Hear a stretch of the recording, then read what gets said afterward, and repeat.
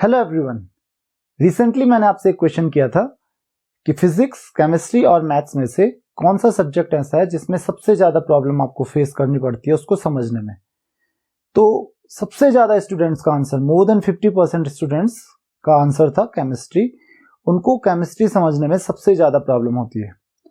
तो इस वीडियो में हम यही डिस्कस करेंगे कि क्यों सबसे ज़्यादा स्टूडेंट्स को केमिस्ट्री समझने में प्रॉब्लम होती है और हम कहाँ से स्टार्ट करें। मींस सबसे ज़्यादा स्टूडेंट्स की प्रॉब्लम यही होती है कि केमिस्ट्री वो कहीं से भी स्टार्ट करते हैं तो समझने में शायद प्रॉब्लम होती है उनको।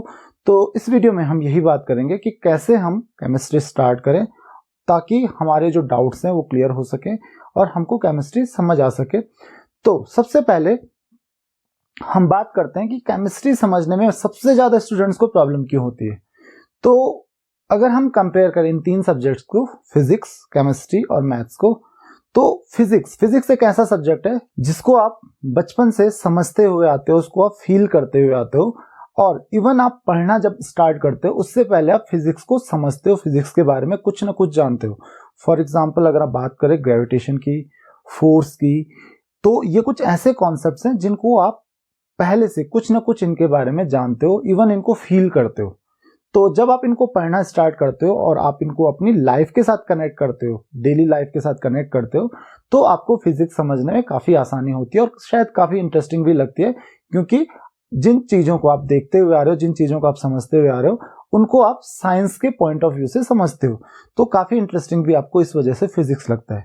अगर हम बात करें दूसरी तरफ मैथ्स की, maths a little bit difficult आपको लगती है, हालांकि इतने डिफिकल्ट है नहीं, फिजिक्स से डिफिकल्ट नहीं है, बट मैथ्स आपको थोड़ा सा डिफिकल्ट लगती है, बट फिर भी आप उसको कर पाते हो क्योंकि आप उसको बचपन से प्रैक्टिस करते हो। बचपन से आप एडिशन, सब्ट्रैक्शन, मल्टीप्लिकेशन, डिवीजन जैसी चीज़ें पढ़ते हो और इवन आप कोई नया टॉपिक मैथ्स में पढ़ते भी हो। फॉर एग्जांपल अगर आप क्लास 9-10 तक भी पहुंचते हो तो फॉर एग्जांपल एक टॉपिक आप पढ़ते हो परसेंटेज, तो उसमें हार्डली आप 2-3 फॉर्मूले पढ़ते हो जिनकी आप हेल्प ले सकते हो क्वेश्चंस को सॉल्व करने में, और उन 1-2 फॉर्मूले की हेल्प से आप 50-60 क्वेश्चंस इजीली सॉल्व कर सकते हो।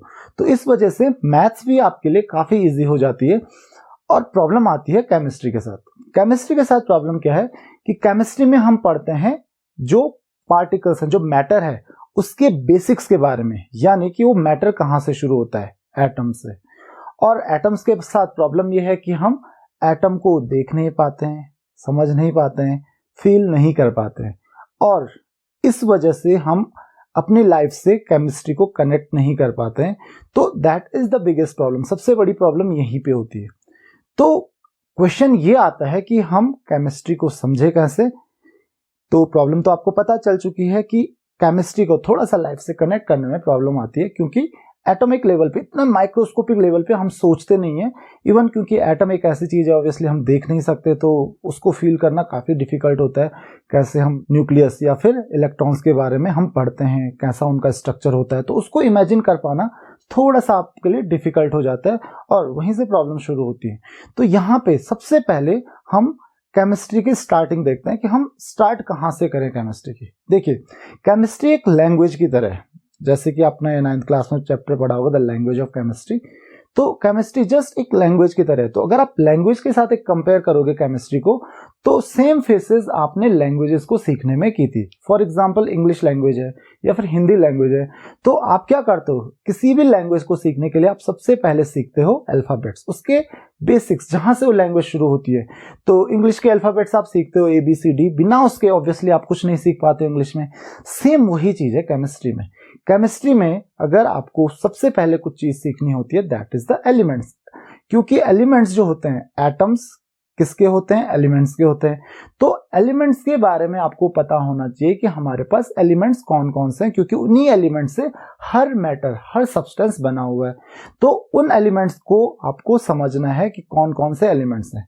तो आपके पास पीरियोडिक टेबल है, पीरियोडिक टेबल में आपके पास जो फर्स्ट 20 एलिमेंट्स है, आप उनके नाम, उनके सिंबल्स आपको याद करने चाहिए, क्योंकि जैसे इंग्लिश में मैंने बोला कि आप अल्फाबेट्स देखें तो आपको किसी भी लैंग्वेज के अल्फाबेट्स में सारे लेटर्स को याद करना पड़ता है। ऑब्वियसली आपको A to Z याद करना पड़ता है। यहाँ पे केमिस्ट्री में आपको A to Z याद करने की जरूरत नहीं है, जितना मैं कह रहा हूँ। फॉर एग्जाम्पल मैंने कहा फर्स्ट 20, हो सके तो फर्स्ट 30, दैट इज बेटर, कि अगर आप फर्स्ट 30 एलिमेंट्स के नाम, उनके सिंबल याद कर पाओ तो बहुत अच्छी बात है। और उसके अलावा कुछ और इंपॉर्टेंट है, जैसे सिल्वर हो गया, मर्क्यूरी हो गया, सिल्वर का सिंबल होता है Ag, मर्क्यूरी का सिंबल होता है Hg, उसी तरीके से लेड हो गया। तो ये कुछ और एलिमेंट्स हैं जिनके बारे में आपको उनका नाम और उनका सिंबल पता होना चाहिए, क्योंकि ये काफी फ्रीक्वेंट होते हैं, काफी ज्यादा बार आ जाते हैं। तो ये कुछ इंपॉर्टेंट एलिमेंट्स हैं जिनके सिंबल आपको याद रखना है, जिनका नाम आपको याद रखना है। तो ये तो हो गए बेसिक्स, यानी कि आपने एक लैंग्वेज के अल्फाबेट्स के बारे में पढ़ लिया, आपको उसके कुछ अल्फाबेट्स पता हैं जिनसे आप वर्ड्स बना सकते हो। आपको पता है लेटर्स इंग्लिश में है, उन लेटर्स का आप क्या करते हो, उन लेटर्स से आप बनाते हो वर्ड्स। तो यहाँ पे भी हमको वही करना है, इन अल्फाबेट से, यानी कि इन एलिमेंट से आपको बनाने होते हैं कंपाउंड्स। कंपाउंड्स कैसे बनते हैं? कंपाउंड्स बनते हैं दो या दो से ज्यादा एलिमेंट से मिलके। अब किसी कंपाउंड में जो दो या दो से ज्यादा एलिमेंट्स होते हैं तो उसके एक मॉलिक्यूल में, एक मॉलिक्यूल उसकी क्या होती है, एक इंडिपेंडेंट यूनिट होती है। तो उस एक पर्टिकुलर मॉलिक्यूल में जो एलिमेंट्स हैं उनके एक या एक से ज्यादा एटम्स हो सकते हैं। तो उसको रिप्रेजेंट करने के लिए, फॉर एग्जांपल जैसे वाटर का एक मॉलिक्यूल है, तो वाटर के मॉलिक्यूल को हम किस तरीके से रिप्रेजेंट करते हैं, सिंबल से, H2O। अब ये H2O हमको क्या इंफॉर्मेशन देता है, ये हमको ये बताता है कि वाटर के एक मॉलिक्यूल में दो हाइड्रोजन के एटम्स, अगर आप H2 लिखते हो यानी कि दो हाइड्रोजन के एटम्स हैं, और O के साथ आपने कुछ नहीं लिखा है, कुछ नहीं मतलब उसका एक एटम है। तो ये इस तरीके की आपको इंफॉर्मेशन मिलती है। तो हमने क्या किया, यहाँ पे हमने एलिमेंट्स को कंबाइन किया और बनाए मॉलिक्यूल्स। जैसे कि हम किसी भी लैंग्वेज में लेटर्स को कंबाइन करके वर्ड्स बनाते हैं। अगर आप वर्ड सीख जाते हो तो काफी हद तक आपके लिए हेल्प होती है उस लैंग्वेजेस में सेंटेंसेस बनाने में। तो सेम चीज यहां पे भी होगी। तो पहले हम सीखेंगे लेटर्स, यानी कि जो आपके पास एलिमेंट्स है, एलिमेंट्स के बारे में सीखेंगे कि एलिमेंट्स कौन कौन इंपॉर्टेंट हैं, उनके नाम, उनके सिंबल आप याद रखोगे। देन उसके बाद हम सीखेंगे कंपाउंड्स बनाना, मॉलिक्यूल्स बनाना। तो कंपाउंड्स बनाने के लिए आपको एक शॉर्टकट पता होगा, एक ट्रिक पता होगी, आपको बहुत सारे कंपाउंड्स के नाम पता चल जाएंगे अगर आपको पता हो रेडिकल्स एंड देयर वैलेंसी। तो ये रेडिकल क्या होते हैं और उनकी वैलेंसी क्या होती है उसके बारे में हम डिस्कस कर लेते हैं। तो कोई भी रेडिकल क्या होता है, एक या एक से ज्यादा एटम से मिलके बना होता है जिसमें पॉजिटिव या नेगेटिव चार्ज हो सकता है। तो उनको हम क्या कहते हैं, रेडिकल्स। तो यहाँ पे दो तरीके के रेडिकल्स होते हैं, पॉजिटिव, इसको मैंने बहुत डिटेल में डिस्कस किया है एक डिफरेंट वीडियो में जो क्लास 9th का सिलेबस है। तो उसके फर्स्ट वीडियो में मैंने आपको ऑलरेडी बताया है। अगर आपको कोई भी डाउट होता है तो आप क्लास 9th का जो वीडियोस हैं वो देख सकते हैं, वहां पे मैंने पूरा सिलेबस डिटेल्स में डिस्कस किया है। ये जस्ट बिगिनिंग के लिए कि अगर आपको केमिस्ट्री में बहुत ज्यादा प्रॉब्लम होती है तो हम केमिस्ट्री स्टार्ट कैसे करें। तो यहाँ पे है, मैंने क्या कहा, पॉजिटिव और निगेटिव रेडिकल्स, इनको आप याद कर लीजिए। पॉजिटिव रेडिकल्स और निगेटिव रेडिकल्स ये क्या होते हैं, तो पॉजिटिव रेडिकल्स उन पे पॉजिटिव चार्ज होता है और नेगेटिव रेडिकल्स पे नेगेटिव चार्ज होता है। दे आर एटम्स और ग्रुप ऑफ। उसके बाद वैलेंसी, वैलेंसी जनरली अगर हम रेडिकल्स, तो उन रेडिकल्स पे जो चार्ज होता है दैट इज देयर वैलेंसी। आपको फिलहाल इसमें इतना ही समझना है। अगर आपको बहुत डिटेल्स में समझना है हर एक चीज की डेफिनेशन, वैलेंसी, उसके बाद वेरिएबल वैलेंसी, उसके लिए आप क्लास 9th केमिस्ट्री के वीडियोस देख लीजिए, उसमें मैंने बहुत डिटेल्स में डिस्कस किया। यहाँ पे मैं आपको सिर्फ और सिर्फ कंपाउंड्स के फॉर्मूले बनाना बताऊंगा कि आप कैसे कंपाउंड्स के फॉर्मूले बना सकते हैं। एक बार आप कंपाउंड्स के फॉर्मूले बना लिया आपने तो एटलीस्ट आपको एक बेस मिल जाएगा जब भी आपको कोई रिएक्शन करनी हो कि compound A plus compound B will give compound C plus D.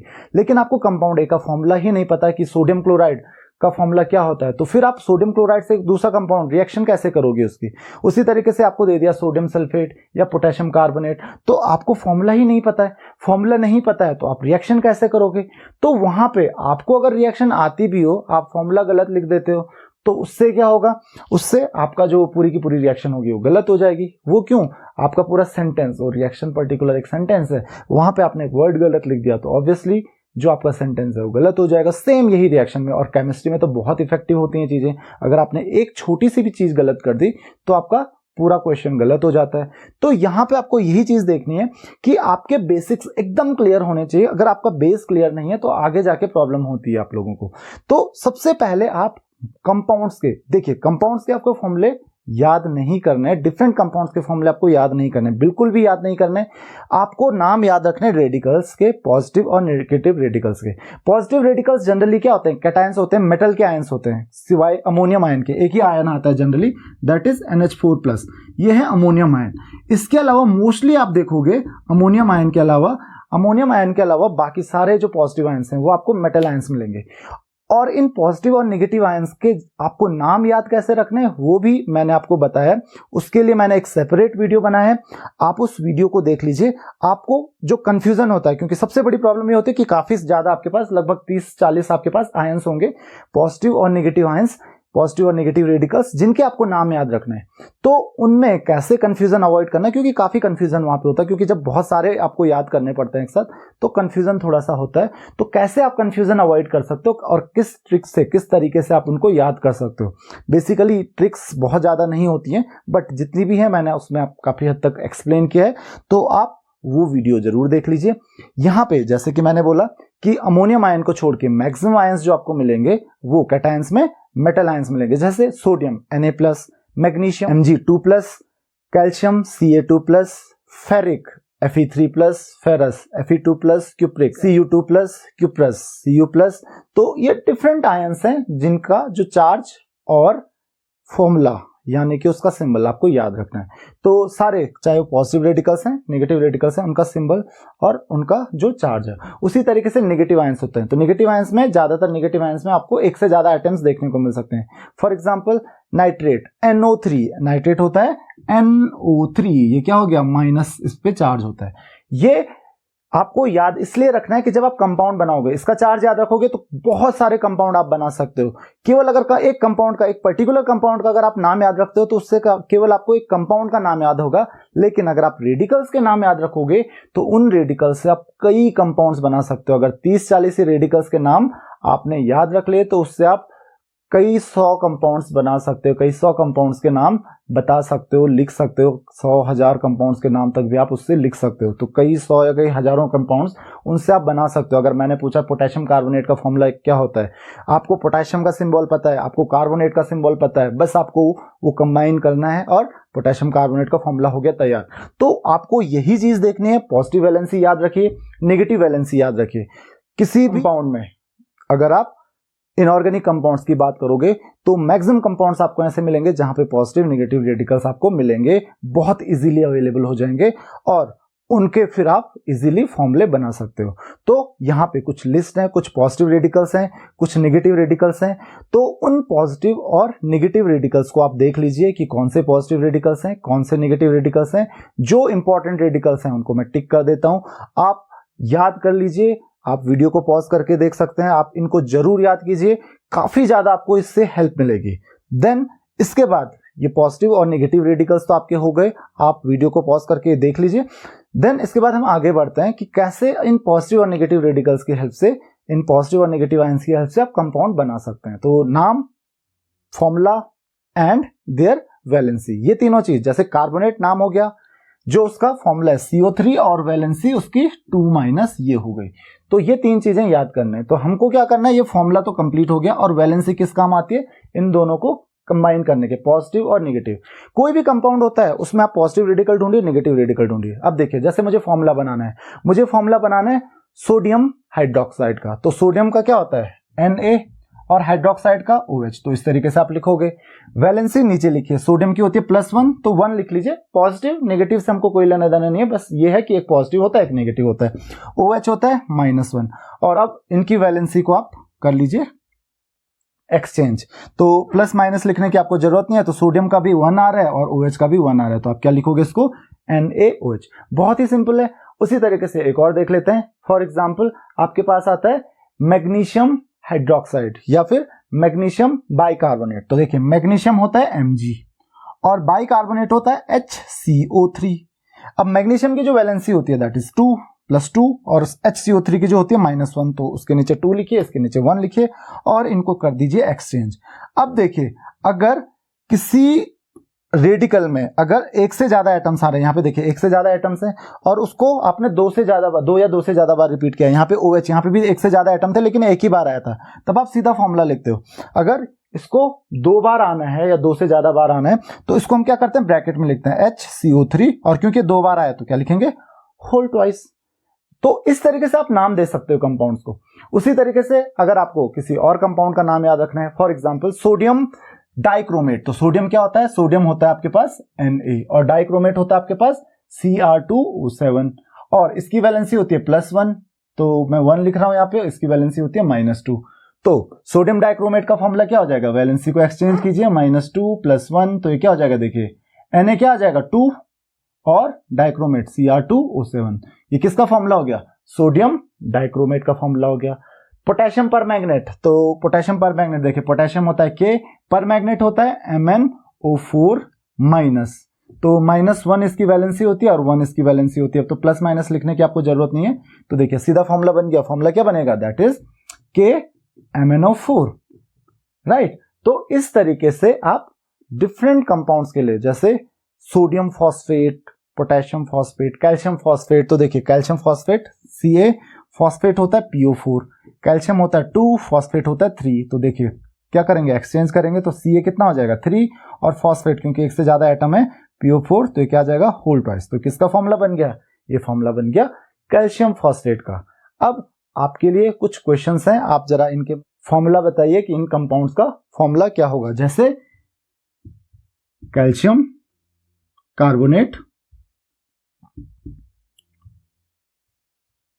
Copper hydroxide, या आप कह सकते हो cupric hydroxide, that would be better, cupric hydroxide. तो आप क्यूप्रिक हाइड्रोक्साइड का नाम बताइए, क्यूप्रिक हाइड्रोक्साइड।